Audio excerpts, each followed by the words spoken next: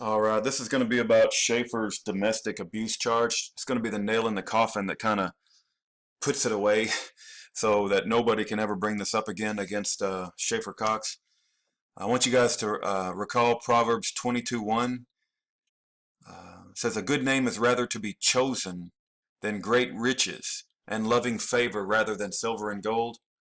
Okay, here's what Schaeffer wrote to me regarding the domestic abuse charge. "Hi, Rudy. The incident with me and Marty goes like this. We were driving down to Anchorage at night in a snowstorm right after I had come out publicly against the drug unit and OCS. I was accusing her mom of being in cahoots with the feds against me. I just had a hunch. Anyway, I wouldn't let it go, and I ended up getting pixie slapped in the mouth for talking bad about her mom with no proof. It turned out that I was exactly right, but I didn't know it at the time. When I got slapped, I pushed Marty over into her seat with one hand, drove with the other, and kept my eyes on the road until I pulled over. We made a truce and agreed to drop it. I apologized for making an unfounded accusation, and we drove on in silence because Marty could tell that I still believed in my unfounded accusation. When we got to her mom's house in Anchorage, Marty confronted her mom when they went out for dinner. Her mom, who is a system-worshiping statist schoolteacher, responded by calling the cops on me. They came and talked to Marty, took pictures of her to show that there were, I think he means no signs of a fight, and then dropped it and left. But a week later, the FBI and the head of drug unit picked it up again, and you know the rest of the story. And the rest of the story is that FBI agent Sutherland said that if you don't plead guilty to this domestic violence charge, we're going to take your kids away for 10 months. And so Schaeffer told me that while I don't ever, want to plead guilty, and that a good name is more precious. What's the Bible verse say again? A good name is rather to be chosen than great riches. He said he's a young man. You got to understand, he's in his early 20s.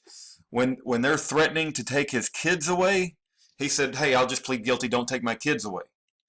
Okay, now listen to Stephen Scrocky during the trial bring up Schaeffer's domestic abuse charge, and constantly in front of the jury, they're bringing up that he pled guilty to the domestic abuse charge. He pled guilty. He pled guilty. Let's listen. The trial is this. They're saying, "Oh, we'll send the state roads. You guys come and participate if you want." Who's going to do that? The Denny's? Come on. But the operative force and effectiveness is serious. People can joke about the vertigo with the grand slam and all that stuff, but the operative effectiveness is serious. One is, he thinks, and the people in the room think, that this is going to absolve a charged case from the state of Alaska. It's going to go away.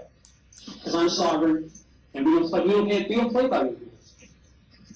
The bigger piece is, he's wiping out, by this verdict, the plea of guilty in a domestic violence situation with his wife. You think that was a fair trial?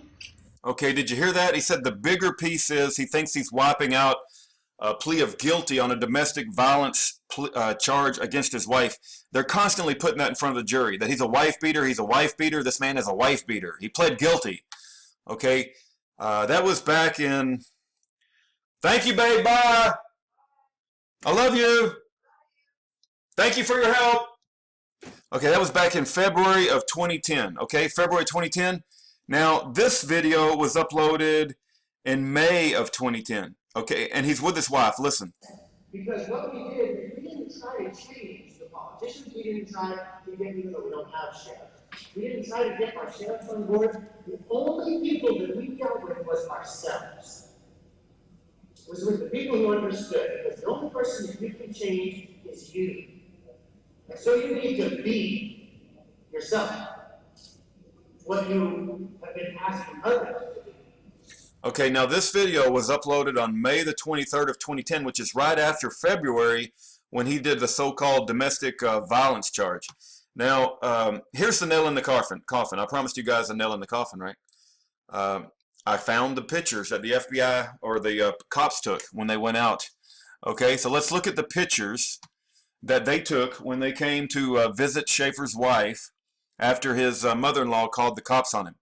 Let's see this terrible domestic violence abuse. You guys see that? Do I need to make it bigger? You guys see any abuse in that picture? Any domestic violence abuse? What about that picture? You guys see any domestic violence abuse in that picture? Does that look like a woman with a black eye and a bloody eye? And does she look abused to you?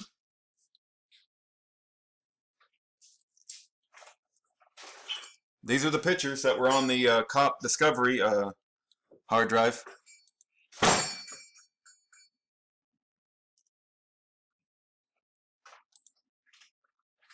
Okay, there you go.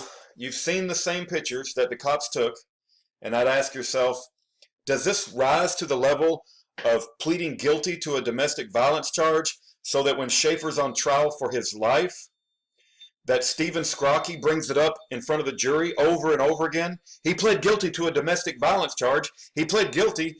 The FBI threatened to take away his kids if he didn't plead guilty. Do you see how manipulative they are? Do you see how evil these bastards are?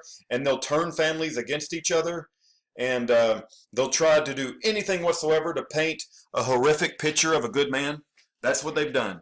They've imprisoned a good man, and they've used manipulated evidence to do it.